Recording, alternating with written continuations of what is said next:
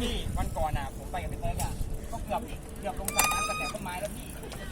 แม่งดีว่าเบรกทันถ้าเป็นรองเท้าพี่นะพี่แล้วก็ลงเรียกพยาบาลมารับผมอ่ะ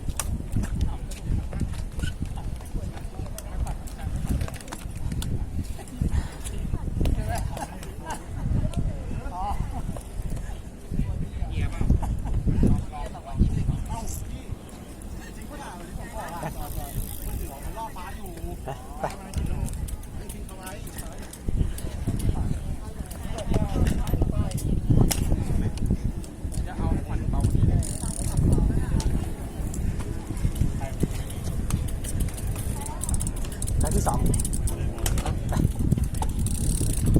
ถ้าลมไม่ไหล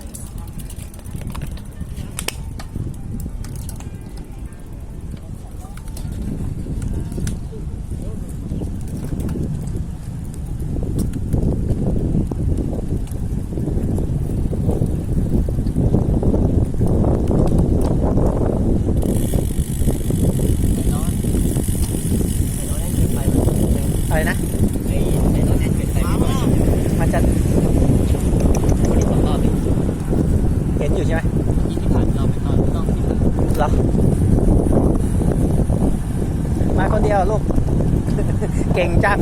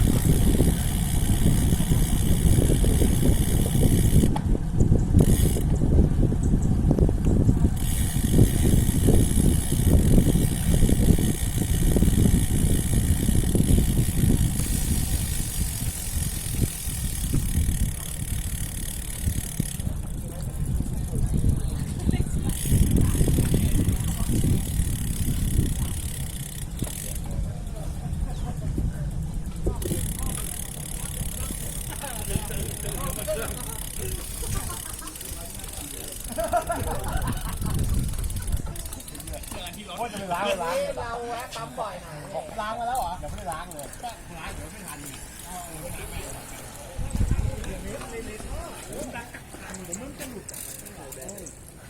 ล้างไปล้างมาโดน2,000เป็นกะโหลกไม่ได้ล้าง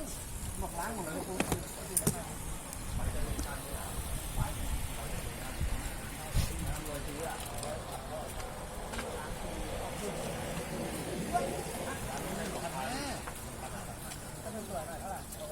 ถ้าไปสวยก็แบบ2,800ไปเยอะๆอย่างนี้เพื่อนมาเป็นไงโคตรหาพ่อเลยไปเดี๋ยวไปส่งนะเดี๋ยวไปส่งเข้าไปแม่งไหว้ตั้งแต่ปากซอยอ่ะยันท้ายซอยโอ้ยตายแล้วคิดไปเลยจังเลยโอ้โหชุบเราเนี่ยจ่ายว่าภูมิเดินเข้าไปโอ้ยลายเขามองโอ้ดูดิพ่อแบบไม่มาเดี๋ยวมาส่งเฉยใจร้ายไปไหนก็ไปได้เดี๋ยวจะเสียนะรักเด็กหลงเวลาเอาผ่านนั้นไปอ่ะเอาผ่านไปส่งด้วยเอาผ่านเหรอผ่านแบบนี้ที่จะนั่งไงแก่เลยที่ไหนคันผีหลอกเนี่ยข้างโรงแรมนะถ้าตกลงพ่อซื้อเหรอไม่เดี๋ยวของคนที่นู่นไม่เหรอใช่ซื้อไว้ตั้งนานแล้วไอ้ผีหลอกข้างโรงแรมเนี่ยรถนะไอ้ผีหลอกข้างโรงแรมอ่ะ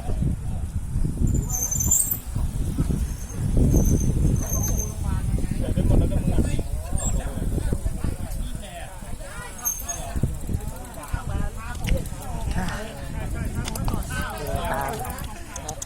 ยอดผมเกาะเข้ามันเลยว่าวันนี้ไม่ได้2 รอบแน่ผมจับตูดนะเปิดประตูวิ่งเลยแม่แต่น้องรอนานก็ตำรวจจับบอกว่ามุดเย็นเหรอมันเด็กป้ายเราสถานะสุดแก่ใช่หน้าตาไม่น่าสาธารณสุขหน้าตานี่แบบไปเลยแดกก็แดกก็แดกน้ำหมดยังคนแรกใกล้ละผมพออย่างเยอะใกล้แล้วเหมือนกันกด2 เต็มพี่นะต้องติดเลยอยู่เลยที่ผมทิ้งช่วงไปตอนหน่อยเดียวโอ้โหลมดูดเลยอ่ะอยากแดกตลกหลังนะแหวกนี้เลยนะอยากแดกก็ไม่ได้ตลกหลังดังนี่เลยก็ปกติคนเดียวแบกคนเดียวแบกมัน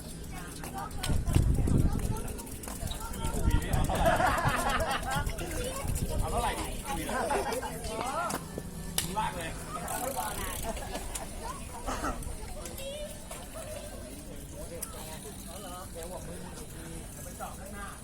เราเพิ่งทำจอดรับจุดปัดต่อโอ้เกาหลีไม่ฟังแล้วจุดปัดต่อครับไปไหนมาแล้วก็ไปสีหลังกินนมไหมไหวเหรอรอบ3ไม่ต้องกินก็ได้เยอะไหวนี่ก็จะเป็นนี่ก็ของขายได้